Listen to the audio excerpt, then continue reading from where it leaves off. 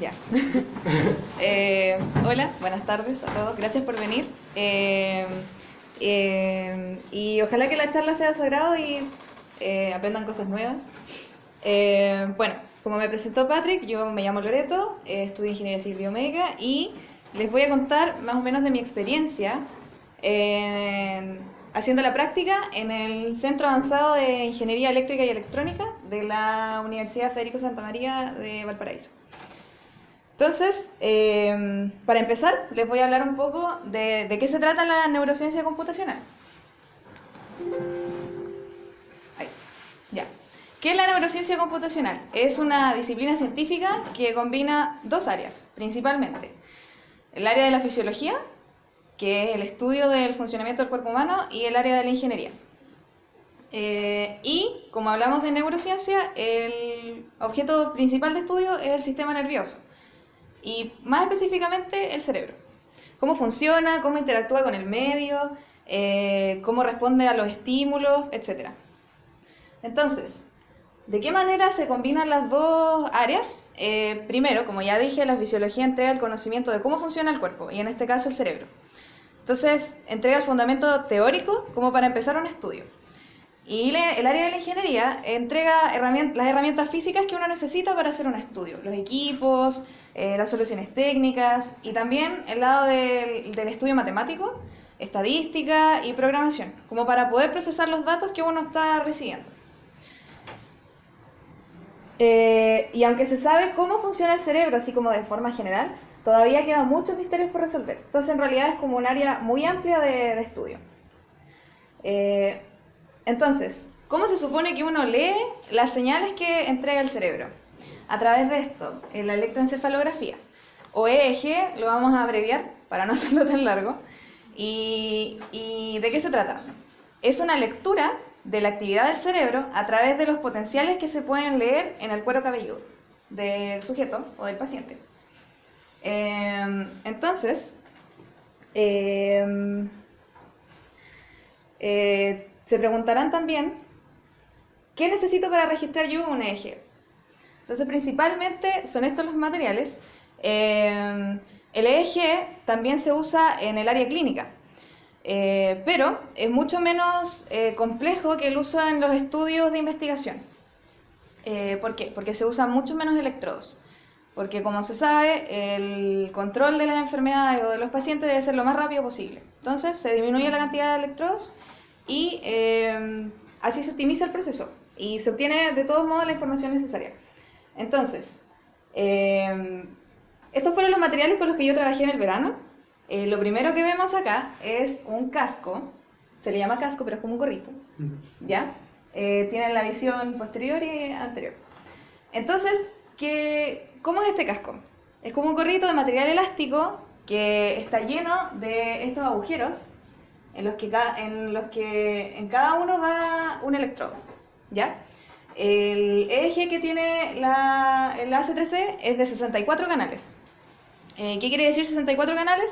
Que son 64 electrodos. Y esos 64 electrodos van a entregar 64 señales diferentes, ¿ya? En cada una de las áreas en donde está localizado, ¿ya? Entonces, tenemos el gorrito, después tenemos gel electroconductor. Este gel es el que mejora la conectividad entre el cuero cabelludo y el electrodo, porque estos agujeros tienen una especie de cono por dentro, que es como de esta forma. Entonces esa es la parte que hace contacto con el cuero cabelludo de la persona.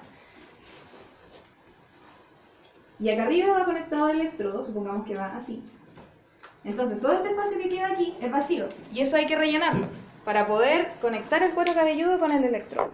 Y para eso está el gel electroconductor. Después tenemos los electrodos que están por acá, y estos están dispuestos en dos grupos, uno para el hemisferio izquierdo y el otro para el derecho, ¿ya? Y luego está el equipo, que el que yo ocupé en la práctica se llama Biosemi, ¿ya? Que viene con todo esto incluido, con todo el equipo.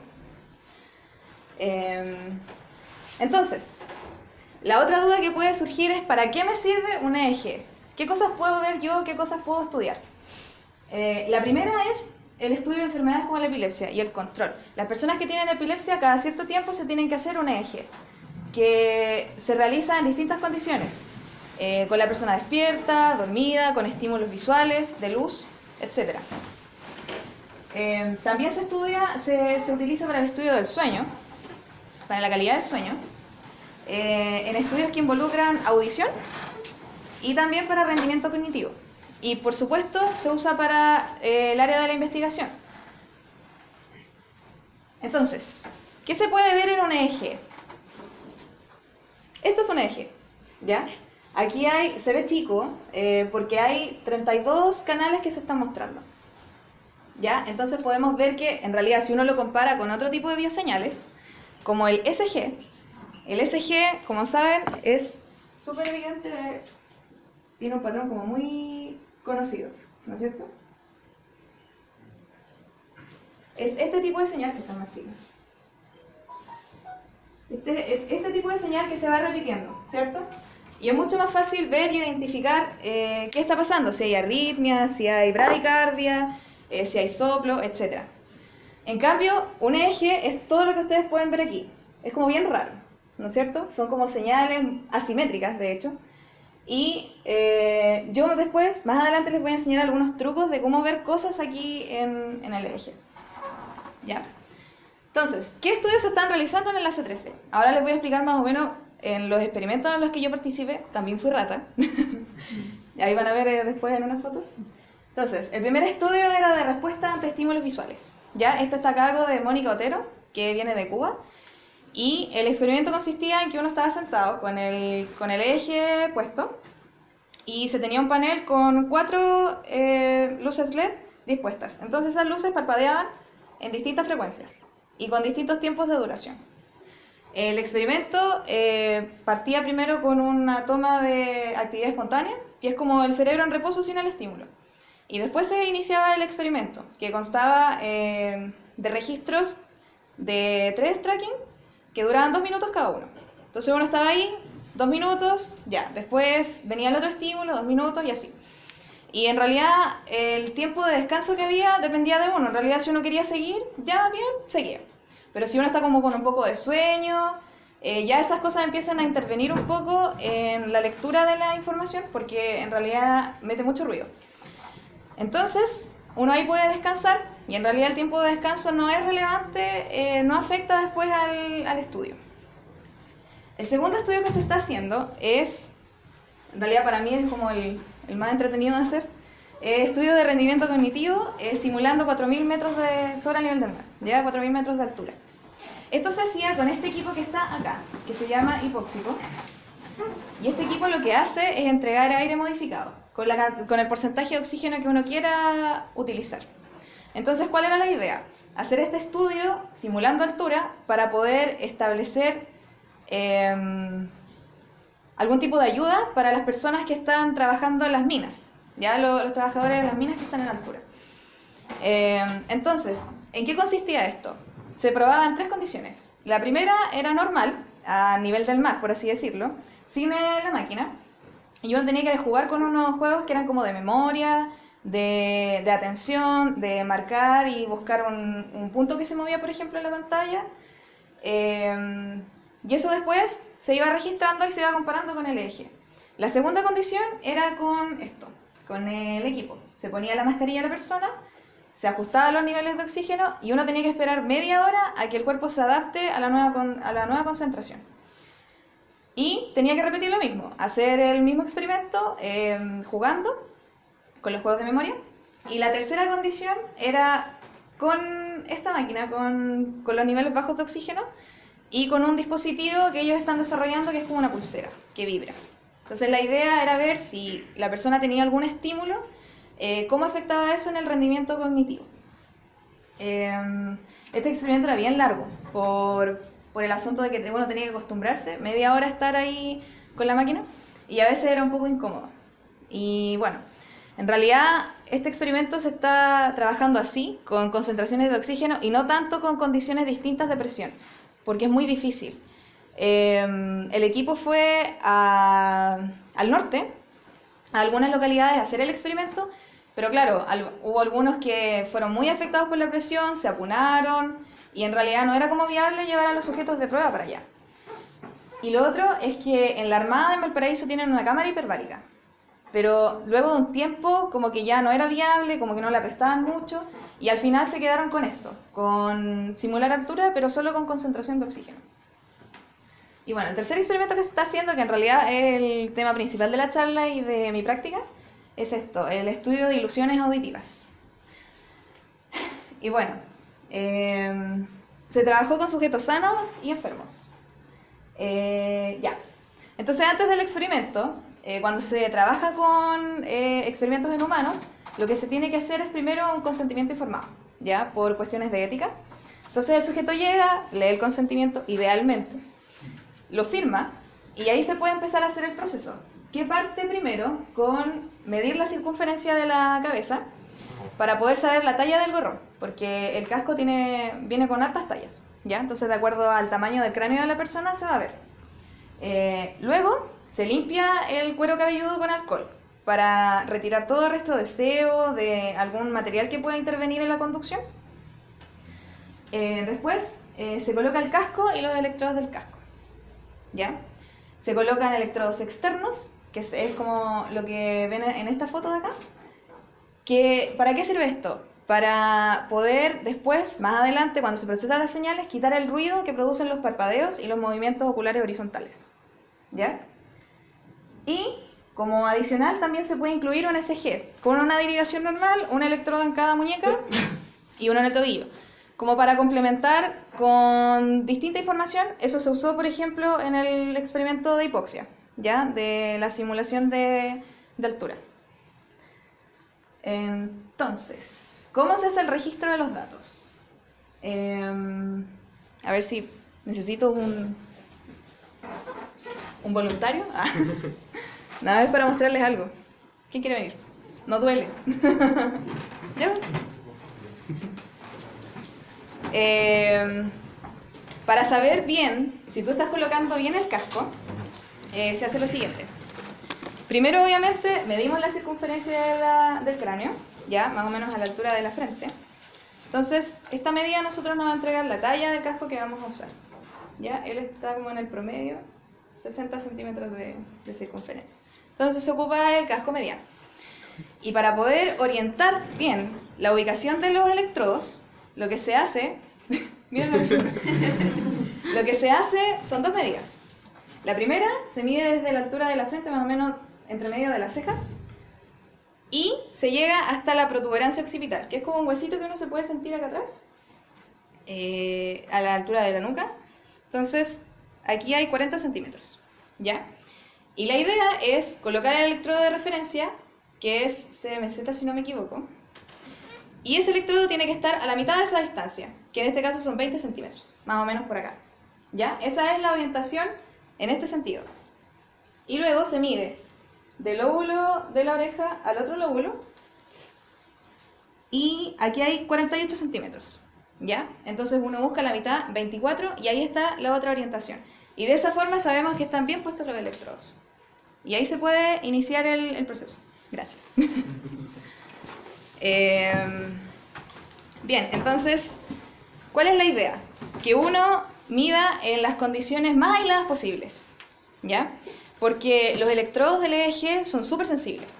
Tú te mueves un poco y ya se nota en la, por así decirlo, transmisión en vivo que uno puede ver después en el software. Entonces, ¿cuál es la idea? Buscar el medio ideal para poder registrar. ¿Cuál es el medio más ideal? Las cámaras anecoicas, que es algo como lo que está aquí. En la Federico Santa María tienen una. Pero ¿cuál es el problema? Las cámaras anecoicas están especialmente diseñadas para que vaya nada de conducción de ondas mecánicas, por así decirlo. Uno entra y no escucha nada. Y cuando uno habla tampoco hay el eco que se siente aquí, por ejemplo. Se escuchan las voces súper bajitas. Entonces, ¿qué pasa? Si uno pone un sujeto de prueba acá adentro, después de unos 10 minutos ya se empieza a tornar incómodo, porque como no hay ruido adentro, uno después empieza a sentir los ruidos propios. Así, la respiración, el corazón, todas esas cositas. Entonces, por eso, algunos registros se hicieron en esa cámara, pero no es viable por eso, porque después de un rato el sujeto se incomoda, De hecho, hay como un dato que una persona duró como 40 minutos, pero como que casi enloqueció. Entonces, en realidad, un medio 100% ideal no va a haber. Pero las cámaras que se usan habitualmente para realizar audiometrías, que es como parecía una cámara anecoica, pero no tan aislante, resultan ser un medio ideal y no hay tanto ruido. Y al final uno después puede limpiar la señal y no resulta tan engorroso y no se pierde tanta información. Entonces, buscamos un ambiente aislado, lo más aislado posible. Luego el procedimiento es que llevas a la persona con todos los electrodos puestos y se conectan al equipo, ¿ya? Y es muy fácil porque en realidad vienen todos juntitos. Entonces uno lo que hace es conectarlos nada más y también conectar los electrodos externos, que va como en otra parte de... ahí no se ve muy bien, pero va como por acá adelante, ¿ya? Y lo que uno hace después es un chequeo de electrodos, de la impedancia que hay. Hay la gráfica aquí muestra los valores, bueno, está de menos 50 a 50, pero la idea es que la impedancia sea menor a 20, o mayor a menos 20, que esté más o menos aquí. Entonces cuando uno revisa, para corregir esto, lo que se hace es sacar el electrodo y colocar más gel, nada más, porque ahí puede que uno no lo haya colocado bien y eso. Entonces esto es parte del software del Biosemi, que permite hacer esto. Y permite ver, claro, una transmisión en vivo, entre comillas, de lo que se está leyendo, ¿ya? Bueno, aquí no se ve tanto, pero uno puede ver las ondas alfa, que son más o menos como esto, ¿ya? Son ondas senoidales que se ven como juntitas. Y eso. Entonces, después del registro, uno puede empezar el procesamiento. Yo trabajé con este software que se llama Analyzer, y está especialmente diseñado para trabajar con EEG. ¿Ya? Entonces, ¿qué podemos ver acá? Acá están los datos en bruto del EEG. Se empieza el procesamiento y lo que podemos ver aquí, por ejemplo, eso pudo haber sido un parpadeo, ¿ya? Un movimiento vertical de los ojos. Y si se fijan, comparado con la lectura normal del EEG, es un ruido súper grande. Y ahí uno puede ver que de verdad las señales EEG son pequeñas, son súper chicas. Y por eso es difícil de trabajar.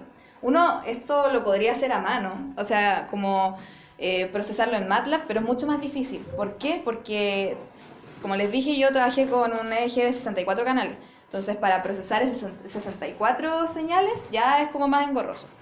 Y estos software ayudan mucho.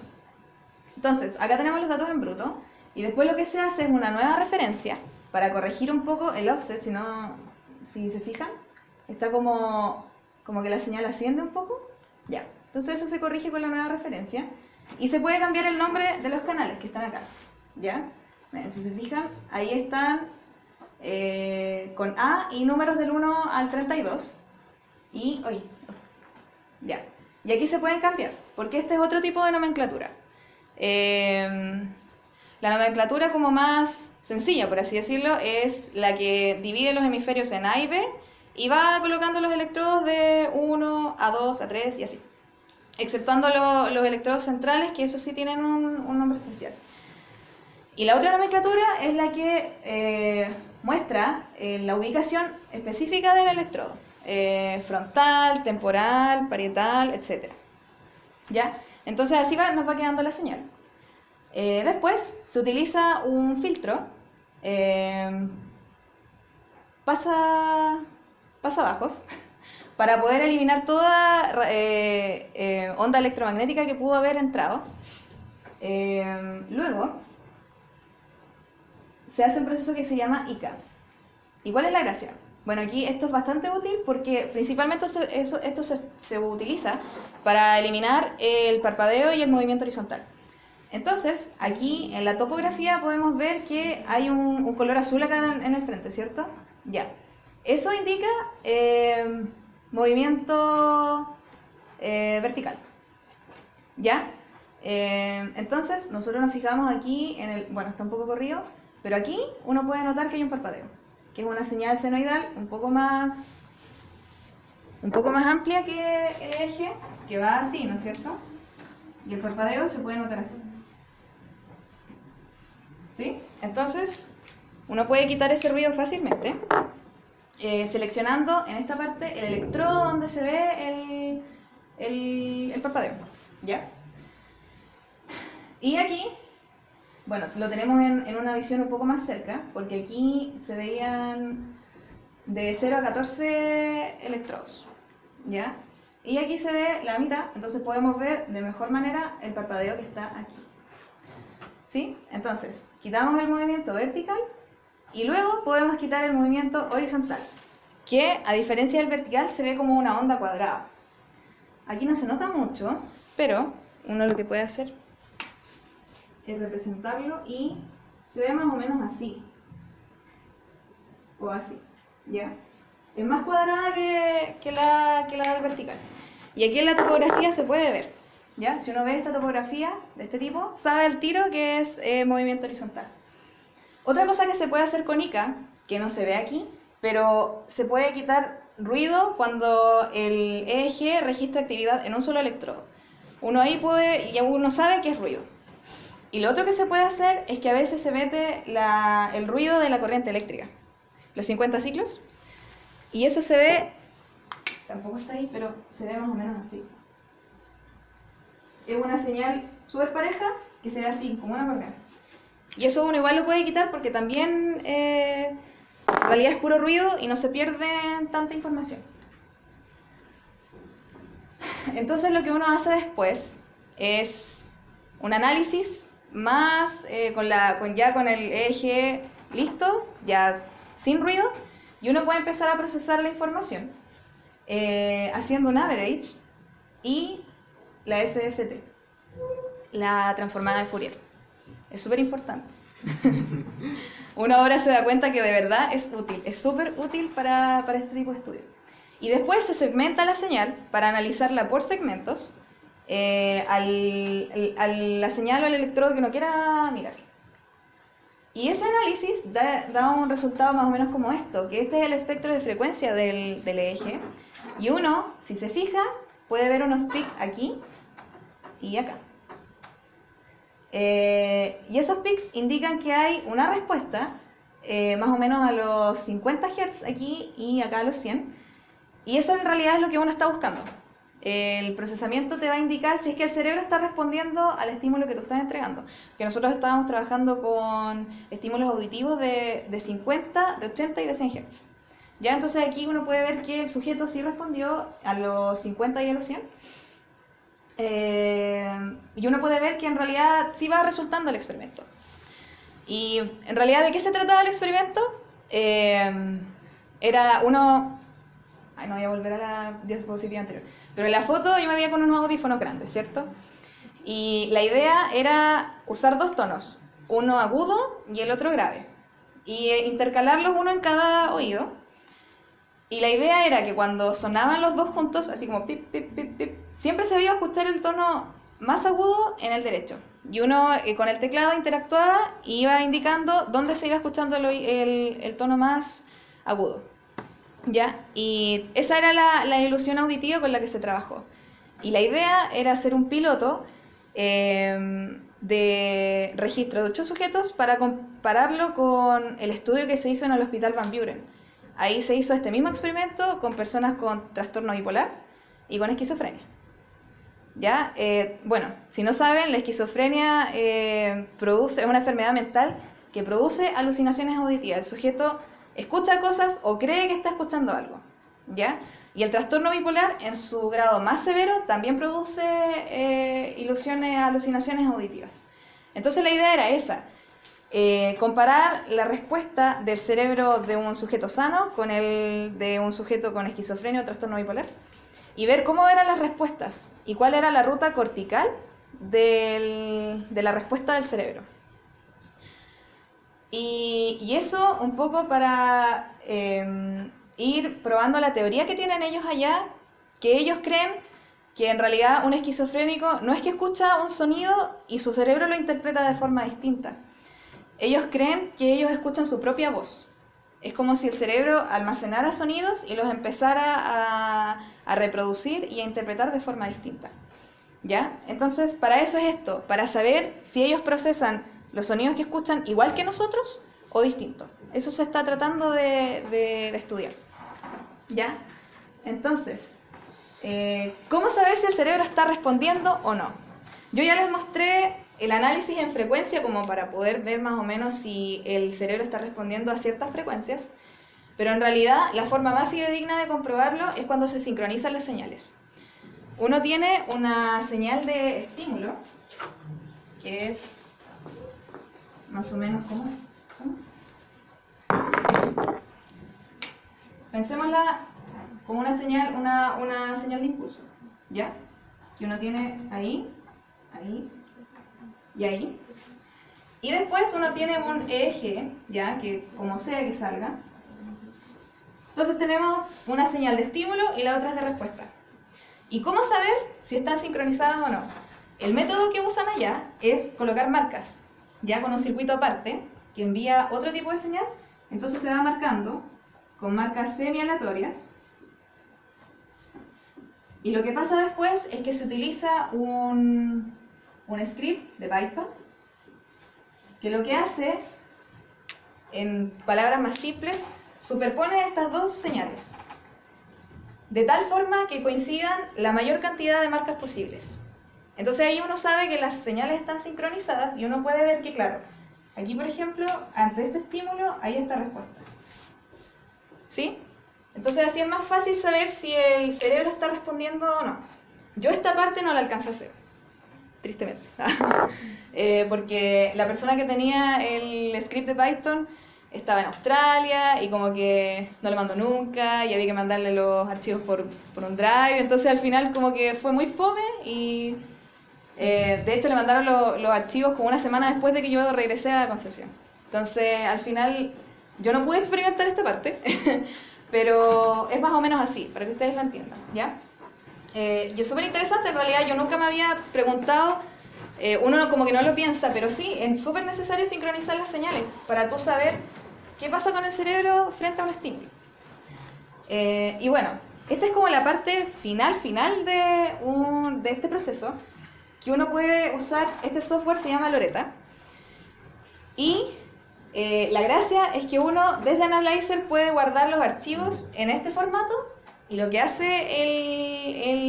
el programa, tampoco alcancé a trabajar con esto, pero esto igual era parte de la investigación. Uno puede hacer un procesamiento aparte en este software. Y lo que ustedes ven aquí son las zonas del cerebro que se activan frente a los estímulos, ¿ya? Esto ayuda a trazar la ruta cortical que siguen las respuestas de los estímulos. Entonces es como bien interesante. Pero como digo, en realidad yo no alcancé a experimentar con esto. Pero sí me mostraron el software y cómo se hacía.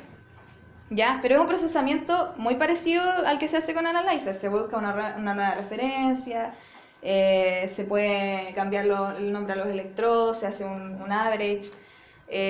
Igual también se puede hacer un procesamiento en frecuencia. Entonces, esta es como la idea de la investigación, llegar como a esto. Y de esta forma uno puede saber y comparar, por ejemplo, estas topografías entre un sujeto sano y uno enfermo, y ir probando, tratando de comparar qué tan idénticas o qué tan distintas pueden ser las respuestas. ¿Ya? Y bueno, estas son las personas con las que yo trabajé. Pavel Prado, que es investigador de la C3C, trabaja en la Federico Santa María igual, él fue mi supervisor. Y con él aprendí como todo esto, cómo funciona el asunto de los estímulos, cómo responde el cerebro, porque él es doctor en ciencias de la salud. También trabajé con Eduardo Martínez, que es doctor en física, y él era como el computín del grupo. Sabía mucho de programación y con él aprendí harto MATLAB. Hacer, claro, más o menos el mismo proceso que se hace en Analyzer, cómo trabajar, optimizar el procesamiento de archivos, de ficheros, etc. Y con Lucía yo trabajé como las cosas más prácticas. Hacer los registros, colocar el EEG, los electrodos y todas esas cosas. ¿Ya? Y eso. Espero que les haya gustado y si tienen alguna duda, pregúntenme más.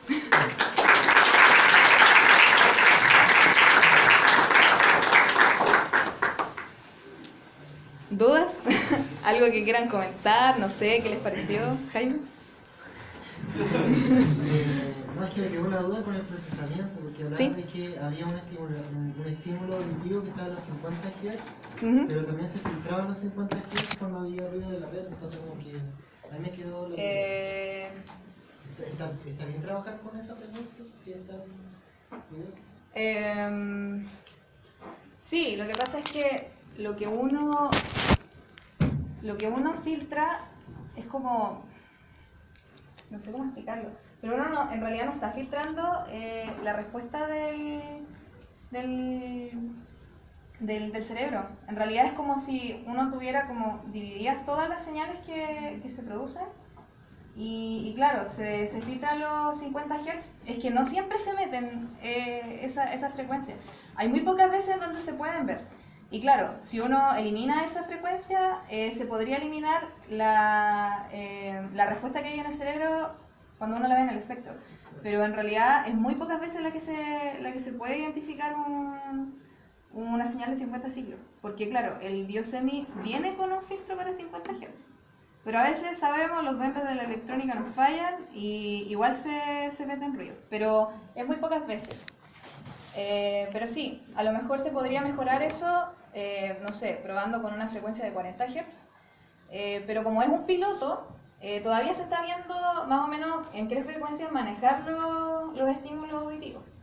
Y ver cómo responde el cerebro ante esto y si en realidad la respuesta mejora o es mucho más fidedigna con otro tipo de frecuencia, también se puede hacer.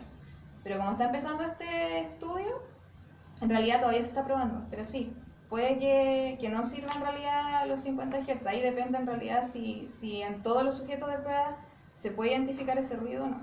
Puede que sea engañoso ese 50 y 100, porque puede ser de la misma red, 50 Sí. y el 100 que están... Sí, pues. Claro, el armónico de 50 y el 100. Sí.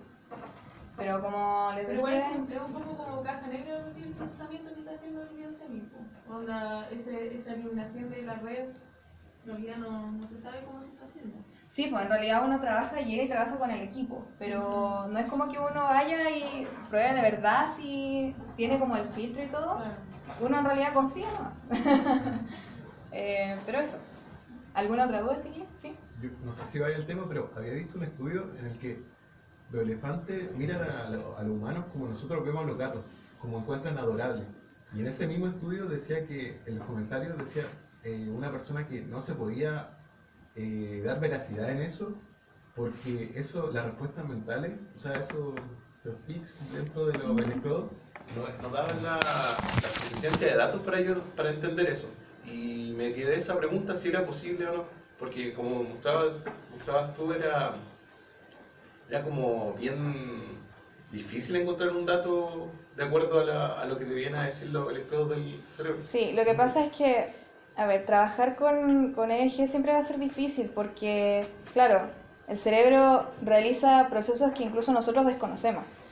Y lo único que uno puede leer en realidad y lo que puede obtener son, se llaman ERP, que son potenciales avocados. ¿Cómo los encuentra uno? Haciendo un promediado de señales. Por ejemplo, si uno tiene, en el primer registro tiene eso, y en un segundo registro tiene esto, uno lo que hace es promediar las dos señales, dividiéndolas en pedacitos que están dados por las marcas. Entonces, ¿qué pasa? Cuando uno procesa, por ejemplo, hace un promediado de, no sé, 30 registros, lo que uno al final va a obtener es esto. Así como muy...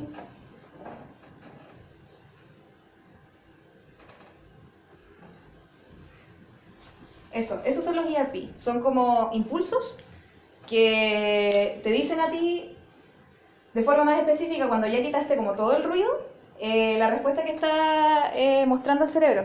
Entonces es como una forma de verlo, pero eso es como muy interpretativo, en realidad. Porque tampoco sabemos por qué una persona, por ejemplo, si ve algo, lo encuentra lindo y la otra persona no lo encuentra lindo. Es como muy difícil comprobar eso.